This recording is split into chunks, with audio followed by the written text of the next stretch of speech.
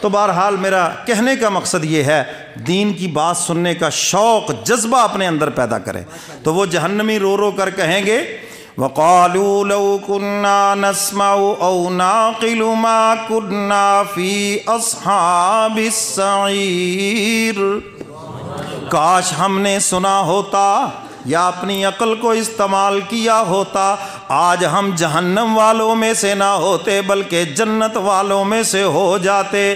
فَاعْتَرَفُوا بِذَنبِهِمْ فَسُحْقًا لِأَصْحَابِ السَّعِيرِ، اپنے گناہوں کا اقرار کریں گے۔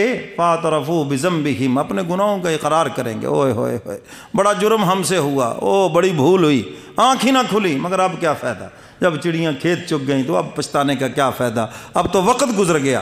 اب حکم ہوگا فَسُحْقًا لِأَصْحَابِ السَّعِيرِ، حق تعالیٰ فرماتے ہیں جہنم والوں کو دور کر دیا جائے، پھینک دیا جائے۔ إِنَّ الَّذِينَ يَخْشَوْنَ رَبَّهُمْ بِالْغَيْبِ لَهُمْ مَغْفِرَةٌ وَأَجْرٌ كَبِيرٌ، حق تعالیٰ فرماتے ہیں وہ خوش نصیب جو اللہ سے ڈر گئے، اللہ سے خوف خدا ان کے دل میں پیدا ہو گیا، اور وہ ڈرے بھی بن دیکھے۔ ڈرے بھی کیسے؟ مولا کو دیکھا نہیں اور مولا سے ڈر رہے ہیں، فرمایا بن دیکھے ڈر گئے۔ لہم مغفرۃ واجر کبیر، اللہ فرماتے ہیں ان کے لیے میری مغفرت بھی ہے اور ان کے لیے بہت بڑا اجر بھی ہے۔ خوف خدا، اللہ کا ڈر، اور وہ بن دیکھے۔ اصل تقوی جو ہے، اصل جو خوف خدا ہے وہ تنہائی میں ہے، سمجھ گئے کہ نہیں؟ یہاں پر لوگوں کے سامنے میں کہوں جی بڑا اللہ کا ڈر ہے، یہاں تو ایک بھرم ہے، مریدین بیٹھے ہیں، متلقین بیٹھے ہیں، طلباء بیٹھے ہیں، محبت کرنے والے بیٹھے ہیں۔ اصل ڈر تو اللہ کا یہ ہے کہ جب میں تنہائی میں ہوں، کوئی میرے پاس نہ ہو، اور اس وقت اللہ کے ڈر کی وجہ سے گناہ چھوڑ دوں، یہ ہے کمال۔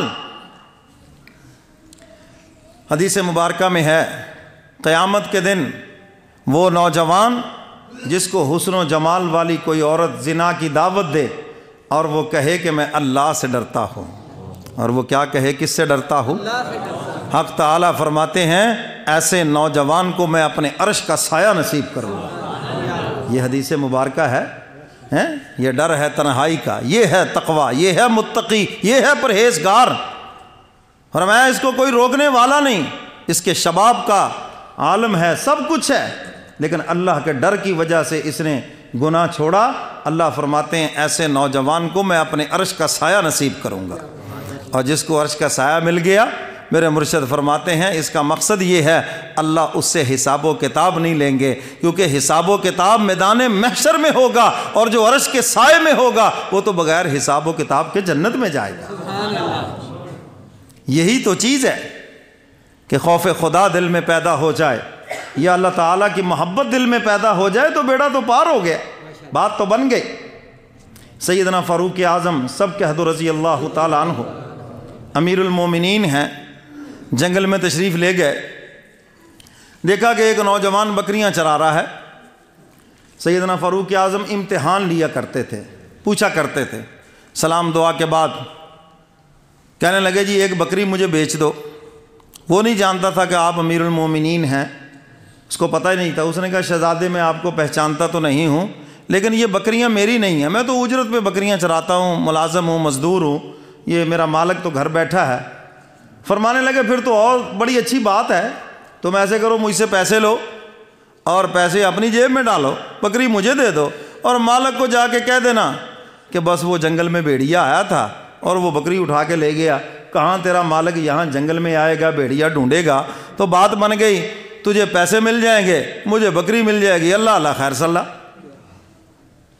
لیکن اس نے بھلا کیا کہا، او شہزادے یہ بات اپنے مالک سے تو چھپا لوں گا، لیکن جو مالک کا مالک اللہ رب العزت ہے میں اس سے کیسے چھپاؤں گا، اس سے کیسے چھپاؤں گا، اس کو کیا منہ دکھاؤں گا۔ حکیم الامت حضرت مولانا اشرف علی تھانوی رحمۃ اللہ علیہ یہی تو فرماتے ہیں خوف خدا کا مطلب یہی ہے کہ اللہ کے ڈر کی وجہ سے تم گناہ چھوڑ دو، بس یہ نہیں ہے خوف خدا کا مطلب۔ بہت سو کو میں نے ڈرامے کرتے بھی دیکھو، پتہ نہیں کیا بنیں گے، بھائی اس کی تو ضرورت ہی نہیں ہے، آپ کو کس نے کہا ہے؟ خوف خدا کا مطلب یہ ہے کہ اللہ کے ڈر کی وجہ سے آپ گناہ چھوڑ دیں، اللہ کی نافرمانی چھوڑ دیں، قسم دے کے کہا جائے گا کہ اس کے دل میں اللہ کا ڈر موجود ہے، اور جس کے دل میں اللہ کا ڈر موجود ہے، اللہ فرماتے ہیں میں دو ڈر جمع نہیں ہونے دوں گا، کہ دنیا میں اس کے دل میں میرا ڈر ہو، آخرت کے بارے میں ڈر ہو، اور قیامت کے دن اس کو پھر اپنی بخشش کا بھی ڈر ہو۔ فرمایا قیامت کے دن وہ اطمینان رکھے بغیر حساب کتاب کے جنت میں جائے گا۔ یہ ہے خوف خدا۔ سیدنا فاروق اعظم نے جب اس نوجوان کو دیکھا، اتنا اللہ کا ڈر جنگل کے اندر بھی موجود ہے، فرمایا تو ہی تو ہے جس کی وجہ سے نظام عدل اس دھرتی کے اوپر قائم ہے۔ اور اس پر اقبال نے خوب کہا ہے نا، سناؤں آپ کو؟ اقبال نے غالباً شاید اسی مقام کی ترجمانی کی ہے۔